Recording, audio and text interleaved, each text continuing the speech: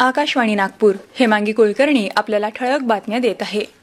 पंतप्रधान नरेंद्र मोदी आज grand challenges annual meeting GCAM 2020 च्या उद्घाटन कार्यक्रमात आभासी पद्धतीनं मुख्य भाषण करणार आहे.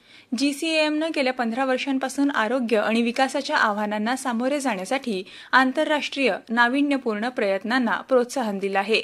यामध्ये अनेक वैज्ञानिक मंडळी एकत्र येणार असून जागतिक आरोग्यविषयक समस्यांचं निराकरण करण्यासाठी सहकार्य करण्यावर यावेळी भर देण्यात येणार आहे. नरेंद्र मोदी यांनी न्यूझीलंडच्या पंतप्रधान जेसिंडा आर्डर्न यांना मिळालेल्या निर्णायक यशाबद्दल त्यांचं अभिनंदन केलं आहे. यापुढेही भारत न्यूझीलंड यांच्यातील संबंध अधिक उच्च स्तरावर जातील अशी अपेक्षा करतो, असं पंतप्रधानांनी आपल्या ट्विटर संदेशात म्हटलं आहे. राज्य सरकार शेतकऱ्यांना मदतीबाबत केंद्रावर बाजू झटकत आहे असा आरोप प्रदेश भाजपाचे अध्यक्ष चंद्रकांत पाटील यांनी केला आहे. ते काल सांगली इथं भाजप कार्यकर्त्यांच्या बैठकीनंतर प्रसारमाध्यमांशी बोलत होते. विधान परिषदेची आमदारकी मिळणार या आशेनं राजू शेट्टी हे शेतकऱ्यांच्या प्रश्नावर गप्प आहेत अशी टीकाही त्यांनी यावेळी केली. गेल्या 24 तासात भारतात 55,722 नवे कोरोना विषाणू बाधित रुग्ण आढळले असून 579 नागरिकांचा मृत्यू झाला. यासोबतच देशात कोरोनाग्रस्त रुग्णांचा आकडा 75 लाखांच्या पार गेला आहे.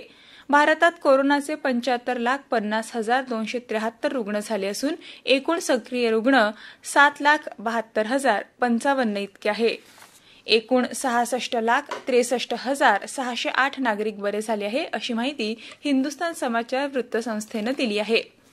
राज्यात काल दिवसभरात आणखी 9,060 कोविड बाधितांची नोंद झाली. त्यामुळे राज्यातली एकूण रुग्णसंख्या 15,95,381 इतकी झाली आहे.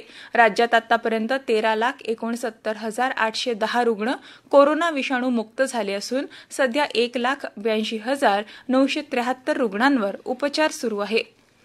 नागपुरात काल 374 व्यक्तींचे अहवाल कोरोना पॉझिटिव्ह आले. त्यामुळे एकूण रुग्णसंख्या 90,675 इतकी झाली आहे. आतापर्यंत 81,359 रुग्ण कोरोना विषाणू मुक्त झाले असून 6,369 ॲक्टिव्ह रुग्णांवर उपचार सुरू आहे. मुंबई ही देशाची आर्थिक राजधानी आहे. तशीच सिनेविश्वात मुंबईच्या बॉलिवूडची वेगळी ओळख निर्माण झाली आहे.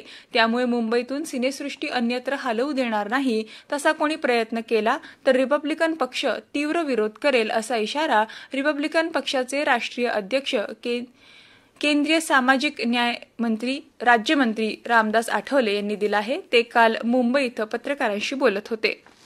सॅनिटाईज करणं, मास्क वापरणं आणि सोशल डिस्टन्सिंग पाळणं या त्रिसूत्रीचा आपण देखील अवलंब करा आणि सुरक्षित रहा. याबरोबरच हे ठळक बातमीपत्र संपलं. नमस्कार.